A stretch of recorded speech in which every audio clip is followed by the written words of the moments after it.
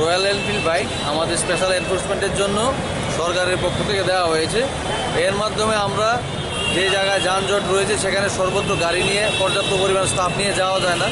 তো এখন আমাদের উদ্দেশ্য হচ্ছে এই বাইকগুলো নিয়ে একসাথে আমাদের 4টে বাইক থাকবে, 4 দুগুণে 8জন স্টাফ একসাথে এনফোর্সমেন্টে যাবে, স্পটে ফাইন করবে। আমাদের ছোট ছোট চেইন থাকবে, একসাথে যদি দেখা যায় যে 6টা-7টা বাইক রয়েছে নো পার্কিংয়ে ধরুন, সেখানে একসাথে 6টাকে আমরা লক করে দিয়ে স্টিকার দিয়ে চলে আসব।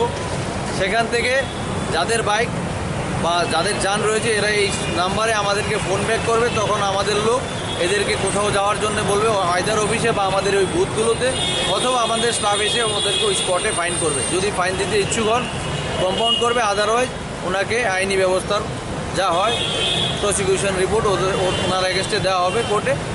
সেটা একটা উদ্দেশ্য। দুটো হচ্ছে, আজকে যেমন ধরুন হোলি, তো হোলিতে দেখা যায় আপনারা বুঝতেই জানেনই যে হোলির দিনে একটু যারা ইয়ংস্টার্স আছে এরা বেশি আনন্দ করতে গিয়ে অনেক সময় দুর্ঘটনাতে পড়ে। তো এটাকে রোকার জন্য আমাদের আজকে স্পেশাল একটা বাইক পেট্রোল থাকবে আমাদের ট্রাফিকের পক্ষ থেকে, এবং এই পেট্রোল পাম্পটি দুর্ঘটনা রোধে পর্যাপ্ত ভূমিকা নেবে আমি আশা করি।